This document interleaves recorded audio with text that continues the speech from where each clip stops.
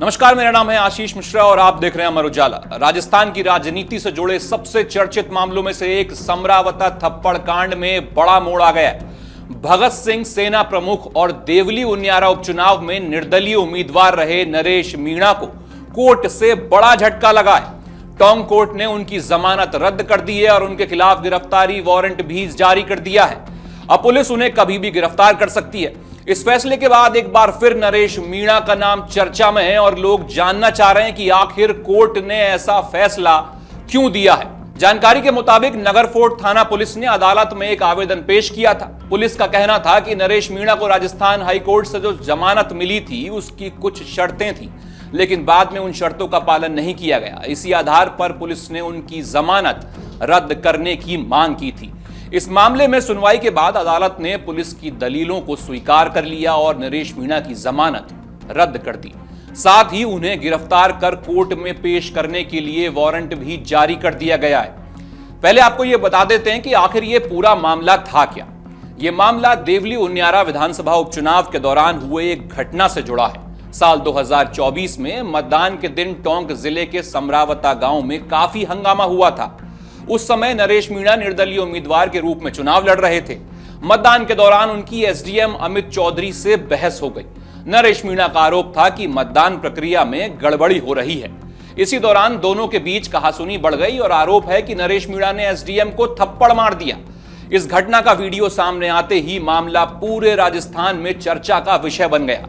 प्रशासन ने इसे सरकारी अधिकारी के साथ अभद्र व्यवहार माना और पुलिस ने कार्रवाई शुरू कर दी। इसके बाद नरेश मीणा को गिरफ्तार कर लिया गया, लेकिन मामला यहीं नहीं रुका। थप्पड़ कांड के बाद समरावता गांव में तनाव का माहौल बन गया। कई जगह विरोध प्रदर्शन हुए, आगजनी और तोड़फोड़ की घटनाएं भी सामने आईं। बड़ी संख्या में पुलिस बल तैनात करना पड़ा। पुलिस ने अलग अलग मामलों में कई लोगों के खिलाफ केस दर्ज किए। इन मामलों में नरेश मीणा का नाम भी मुख्य आरोपियों में शामिल किया गया। करीब 8 महीने तक जेल में रहने के बाद नरेश मीणा को राजस्थान हाईकोर्ट से राहत जरूर मिली थी। 11 जुलाई 2025 को हाईकोर्ट ने उन्हें जमानत दी थी और 14 जुलाई को वो टोंक जिले से रिहा भी हो गए थे। उस समय उनके समर्थकों ने इसे एक बड़ी जीत बताया था, लेकिन अब वही जमानत रद्द हो चुकी है। दरअसल जमानत मिलने के बाद एक और मामला सामने आया। झालावाड़ जिले में एक सरकारी स्कूल की छत गिरने से कई छात्रों की मौत हो गई थी। इस दुखद घटना के बाद लोगों ने विरोध प्रदर्शन शुरू कर दिया। नरेश मीणा भी इस आंदोलन में शामिल हो गए। इसी दौरान पुलिस ने उन्हें गिरफ्तार भी कर लिया और उनके खिलाफ एफआईआर दर्ज की गई। पुलिस का कहना था कि यह मामला हाईकोर्ट से मिली जमानत की शर्तों के खिलाफ है। इसी वजह से नगर फोर्ट थाना पुलिस ने अदालत में जमानत रद्द करने की मांग की।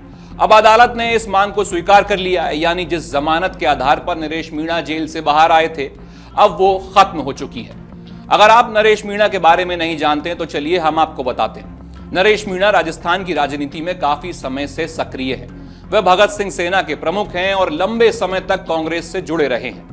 उनका संबंध बाराम जिले के नया गांव से है। उनका परिवार भी राजनीति में सक्रिय रहा है। उनके पिता कई साल तक सरपंच रहे, जबकि उनकी मां भी सरपंच पद पर रह चुकी हैं। उनकी पत्नी जिला परिषद रह चुकी हैं। वह राजस्थान विश्वविद्यालय छात्र संघ में महासचिव के पद पर तैनात रह चुके हैं। राजनीतिक तौर पर उन्हें सचिन पायलट का समर्थक माना जाता है।